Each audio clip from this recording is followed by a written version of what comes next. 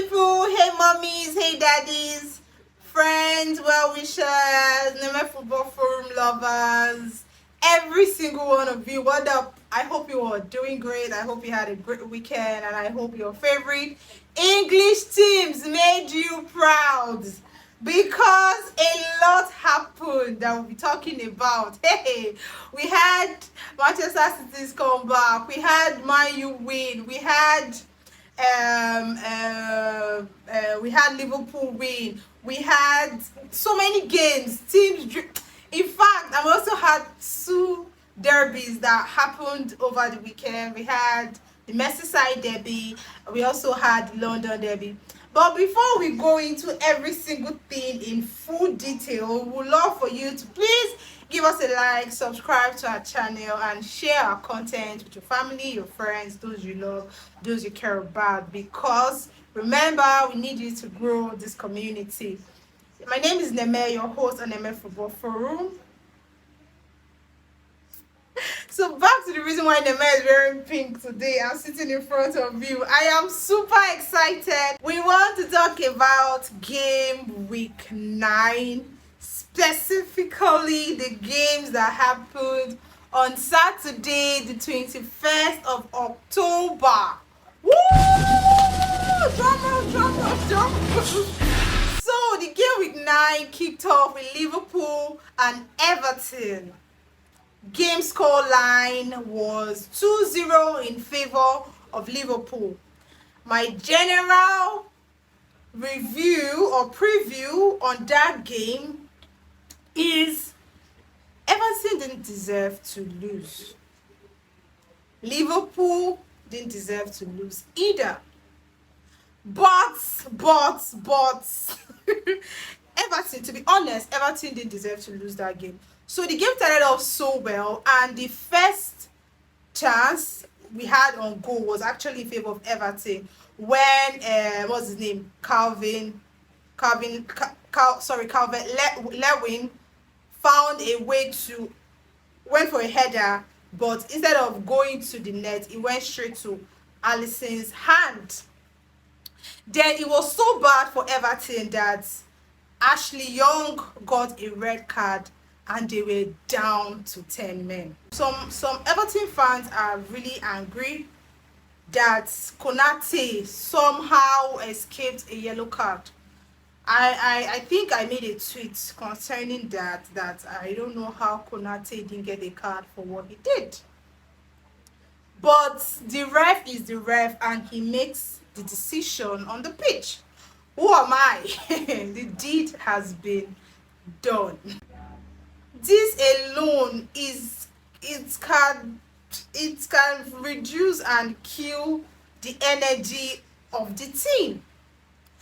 But still, despite the fact that Everton lost Ashley Young, they still didn't make it easy for Liverpool. Liverpool won 2-0, of course. Salah's brace. Shocking, because Salah was somewhat absent in that game. I don't know if Liverpool fans might agree with me, some might disagree, but from what I saw, Salah was absent in that game until he got a penalty, which was caused by Keane. Keane considered that penalty 15 minutes into the game, and this was because of Luis Diaz's cross, which was going into the box, but Keane, I don't know if he was using his head to put out the ball. The purpose of using his head, he also had his hand out, and the penalty was given, and Salah taught the net. So that was Salah's first goal. Then Everton played a really defensive football, respecting the fact that they had one man down. They played defensive football, and they didn't make it easy for Liverpool, like I said. Down to the second half, then the second goal was because of Darwin Núñez's assist. Núñez came on as a substitution. Now that brings me back to, now maybe I understand why Klopp usually does not start Darwin Núñez. People have to I see people laugh at players who are not always in the starting 11. The crazy thing is this: some players are better off as substitutes than starters. One player I would say I've seen him bringing more impact as a substitute is Garnacho that plays for Manchester United. So I might understand if maybe that was what Klopp thinks of Darwin Núñez. Most times when Darwin Núñez comes on as a substitute, this season Núñez is on a different Núñez is different gravy, he's on a different wave this season. So Núñez is more of an impact player for Liverpool. So I understand why Klopp would always bring him on as a substitute. Now, Liverpool have been struggling, aside the penalty Salah scored, they've been struggling to get another goal to double their lead against Everton. Guess who came on and made that difference with an assist? Darwin Núñez. So Darwin Núñez runs in from the wings and crosses the ball to Salah. Now Núñez is no longer the selfish player some people think he used to be from last season, because he could have easily said to just play the ball himself, go for goal himself, but he decided to pass to Salah, who made sure that Núñez's effort wasn't in vain, and then Salah got his second goal for Liverpool. So that is my general analysis on Liverpool's game that gave Liverpool 2-0 win. Now, what will I say about Liverpool in general? Liverpool is different from last season. Last season was one of Liverpool's worst seasons I have seen so far, because Liverpool is usually a team that fights for the top two spots with Man City. Like in recent time, you have this, they termed it the City Pool era. Klopp is always going neck to neck with Guardiola for the top two spots. So seeing Liverpool struggle so much until the end of last season, where they went how many games, countless games, straight wins, that was what even brought them to the 5th position and has them playing in the Europa League. All thanks to the fact that they just went on a winning streak throughout the end of last season. So Liverpool, they are not in that level yet. The level they used to be, the City Pool, the pool in City Pool era, like back then, seasons ago, they are not in that level yet. But they are certainly and clearly better than the Liverpool of last season. So currently, I mean, after the game with Everton, Liverpool went top of the table before Man City played their game. So if Liverpool were top right now, they are third. They are third on the table with 9 points. With 9 games, they got 20 points. Meanwhile, we have Tottenham who has played just 8 games, and they got the same 20 points. So right now, Liverpool is not Liverpool of 3 seasons ago, but they are certainly better than Liverpool of last season. Pep Guardiola is back to his winning ways. Sorry, I dropped my head because it was just too much load.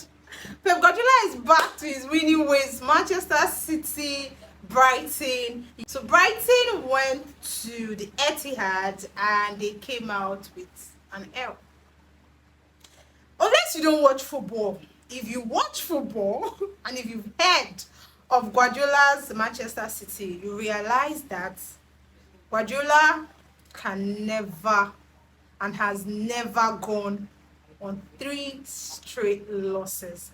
He lost to Wolves 2-1, he lost to Arsenal 1-0, went on international break, came back, and you are expecting that he's going to lose to Brighton? Hell no. Well, the scoreline was 2-1 and anything could have happened. But congratulations to Guardiola, nothing happened. I'm of the belief that 2-0 lead is one of the scariest leads for any team to have, because it can easily be lost. You had better be 1-0 lead, so when they score one, you know, okay, it's equal 1-1, we'll fight back. Or to be safe, just get 3 goals up. Because with 2 goals up, a team scores 1 and they are going to fight like their life depends on it to get another one. So Manchester City started off that game really well. Rodri is back from his match ban. City played like they were in sync. Rodri was Rodri of always. Stones back. Stones didn't play like he was just coming back from injury. Beautiful Bernardo Silva. They had their first goal, their opener was scored by Julian Alvarez. Assist, Doku's assist. So Doku is the new replacement for Jack Grealish. Doku has been impressive. If Doku continues playing like this, then Jack Grealish will have to sit on the bench for a really long time. I guess Pep has better ways of shuffling his team. So Doku's assist, Alvarez opener. Alvarez has really been excellent. I mean, he's one of the Ballon d'Or nominees. So I mean, he's deserving and he's living up to expectation. Guess who is also back with his club in his goal scoring ways? Erling Haaland is back. He scored a goal after a really long goal drought. Haaland has scored. This man is doing a 28 appearance, 27 goal ratio for his country, and he's doing 44 games appearance and 45 goals for his club in the English Premier League. Haaland is insane, and it is good to know that Haaland is back to scoring goals, because the responsibility that has been placed on the shoulders of this young man is insane.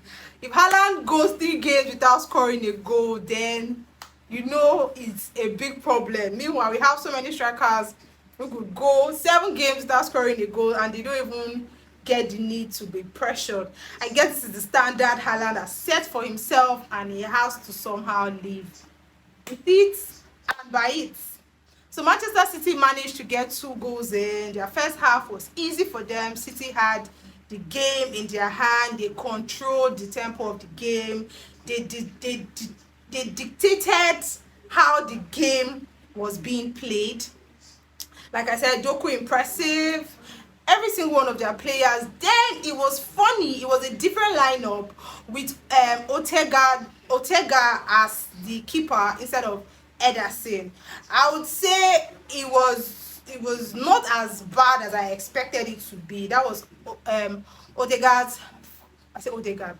That was Stefan Ortega's first EPL game, and he managed to concede just 1 goal. And that goal, let's say that goal came from a counter, because that goal was supposed to be City's goal, but got defended and went back to Mitoma, who went from the wings, and then he crossed the ball, defended by Akonji, but just went right to the leg of Ansu Fati, who shot it in and gave Brighton their first goal.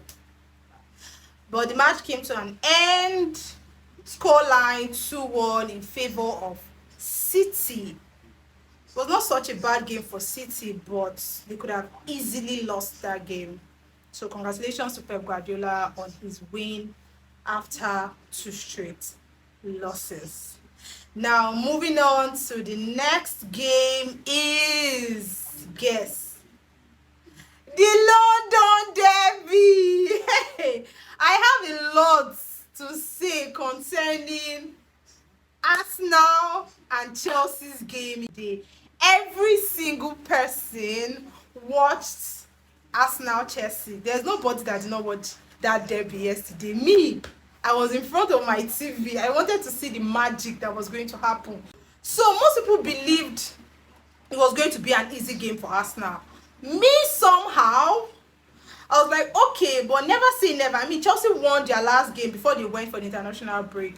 And Arsenal is coming to Stamford Bridge. It's not like they are going to the Emirates. So, and it is football. Anything can happen. It's not like Arsenal is going to meet. Yes, Chelsea might not have been their best, but they are getting better by every game. So, I'm sure that thing, if people that had Chelsea and Arsenal on their betting slip, I'm sure that most of them played Chelsea, Arsenal to win.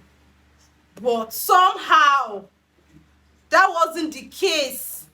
Chelsea didn't make it easy for Arsenal. Arsenal struggled. So the scoreline at the end of that game was a draw. Chelsea, how?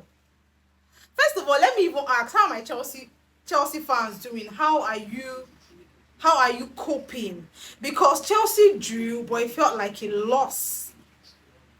So at the beginning of the game, Chelsea were coasting, easy. They had the games in their hand. They decided how the game was being played. Funny enough, Arsenal was struggling, zero threats.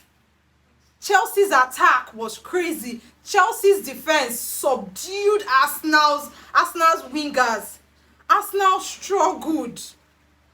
Chelsea was doing so well, playing fine. First goal was a penalty caused by Saliba. Saliba conceded that penalty. I was actually thinking Sterling was going to play that, but funny enough, they gave it to Cole Palmer, and Palmer sent the keeper. He told Raya, "You go this way, because I'm gonna play this way," and that was a beautiful penalty strike, and he placed Chelsea on the lead. So even before that penalty, Chelsea were playing like Chelsea played their best game here. The only thing, the sad thing is, I'm going to blame Chelsea's loss on Sanchez. I said, hey, 2-goal lead is the craziest, the scariest lead ever. You had better be 1 goal up or 3 goals up to be safe. Saw that his team has scored 2 goals, and he now said, no, this is not fair to Arsenal. Arsenal take and score 1. I don't know how you are not so good when it comes to playing from the back. Now you've decided to play from the back instead of you to be clinical enough. No, you made a very silly mistake, a very silly error that cost your team 3 points. You gave the ball to Declan Rice, looking for a way to score a goal. And of course, Rice took the opportunity. It's so sad because Chelsea played their best game here. Cucurella was impressive. That was the Cucurella I knew in Brighton.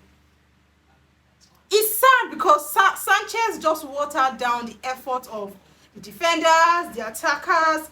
It's sad. Now, the crazy thing with conceding 1 goal when you're 2 goals up is, in the process of trying to figure, oh, how did we just concede this 1 goal? How are we going to do? The other team that has scored 1 goal and they're in your face, they will push their attack. That was what Arsenal did. I knew for sure that if Arsenal gets 1 goal, they're certainly getting 2. Arsenal this season has been known for their comebacks. They're not sleepy, they don't play. They are mature Arsenal. Come on. And then Rice gets the first goal. Then Trossard got Arsenal's second goal. Boom. It's a draw. If that game had gone on, I am certain Arsenal would have gotten the 3rd goal. So imagine Chelsea playing their best, Arsenal playing their worst. And what's the result? What's the scoreline? A draw. It's more like a loss for Chelsea fans. I really do not know how they feel, but I would have felt like I lost that game. Terrible. Terrible. Then, oh my goodness, Pochettino, I'm not letting you go. Pochettino is one of the reasons why Chelsea also had it go wrong later on in the game. His substitutions, some of his substitutions, I think, were very unnecessary. Especially when he took out Modric. Modric got you your second goal.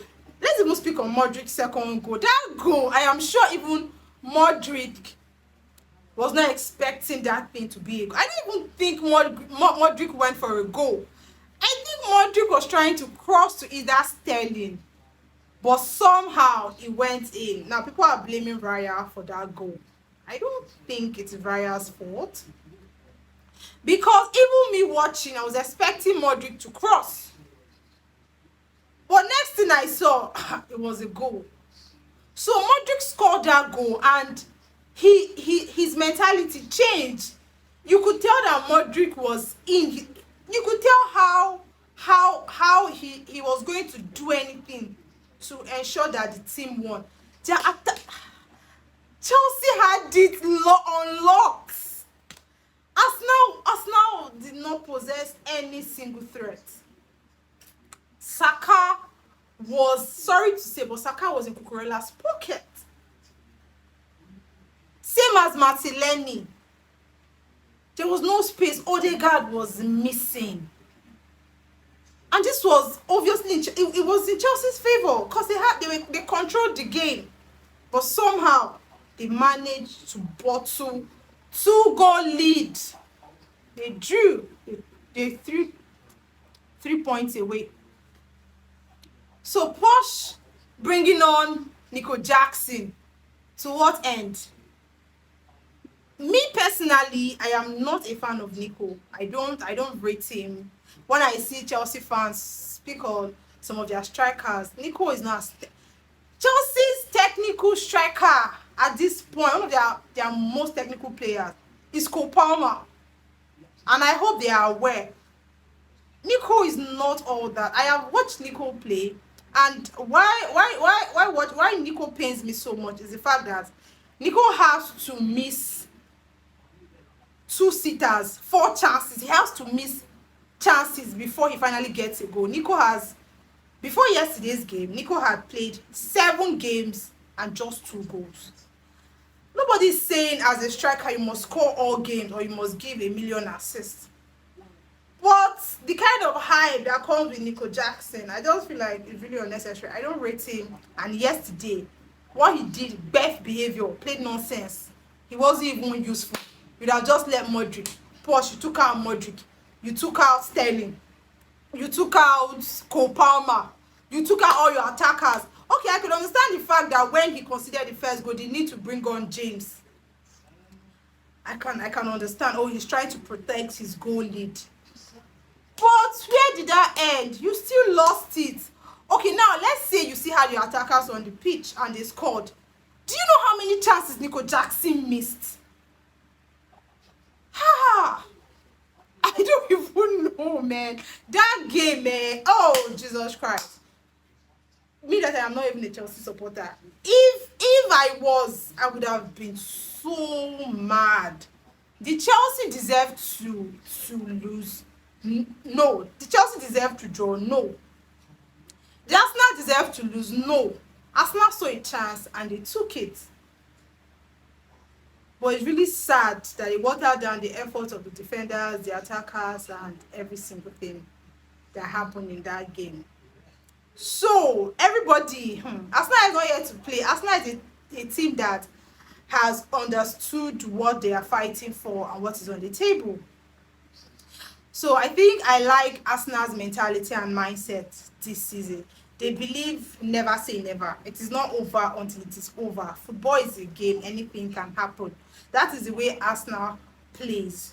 So even if Arsenal is 2 goals down, they don't give up. Arsenal plays till the very end. I am sure if that game had gone longer, Arsenal would have scored the 3rd goal and would have gotten the 3 points. So as it stands now, Manchester City are in the top spot, Arsenal 2nd, Liverpool 3rd, and Tottenham 4th with just 8 games played. So this is my general opinion on Arsenal and Chelsea's game. I know some of you have more to talk about. You can also drop your comments, your thoughts in the comment section, because this game was sad though. The Chelsea fans around me, I was just saying, sorry. It can pain. Football is personal and it can change your whole mood. Not like you lost, but it will always feel like, especially knowing that your team had the game, but you just threw it away. So I blame Sanchez and I blame Pochettino on unnecessary substitution. Arsenal will always take chances. They see any opportunity they get. That's what I like about them. First half, Arsenal didn't get one shot on target. But when they finally do, they will make sure it's not just shot on target, they will make sure it's a goal. So Arsenal this season is impressive. They are different. I'm impressed. Arsenal fan, no bad blood. So I'm wishing you all the best. Yeah, that's my thoughts and my opinion on that game. So speaking on Manchester United's game, United! Manchester United, Sheffield. So United went to Sheffield. This same Sheffield that people have been beating, like as if they're just coming. They want to send them back to relegation zone.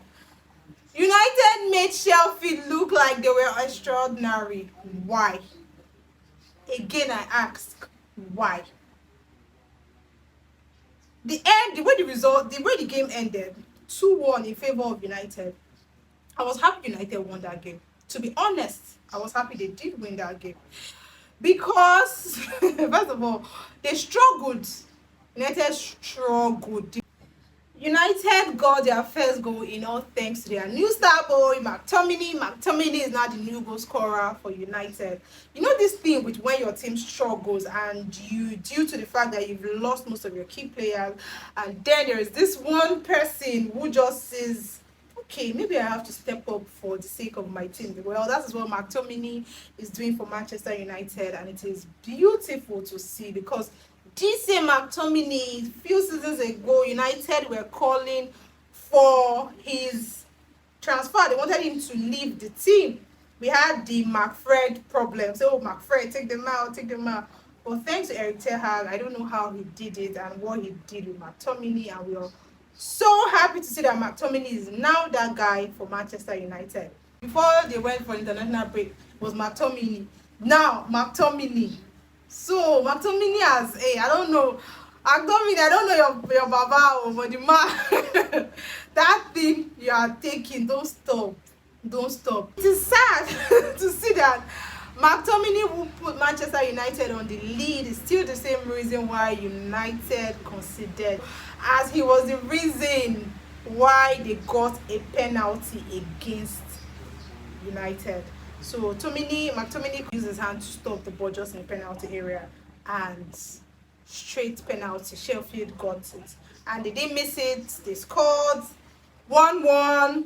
They went on to play. United had so many chances. We had one where I think Bruno Fernandes shot from outside and he hit the bar, came back to Amrabat. Amrabat shot it, but this time it went wide. We also had a scenario where Rashford came really close. He went for a goal, but it went wide. So United, I smelled the goal. I knew United were going to score a second goal. Then here comes the man with the winning goal, the man with the screamer, the man with the volley, Diego Dallo.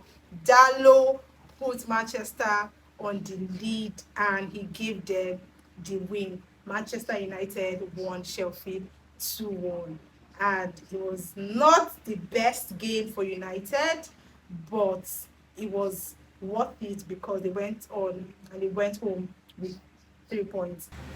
Eric Ten Hag, people are believing that you are losing your juice, but I don't believe so.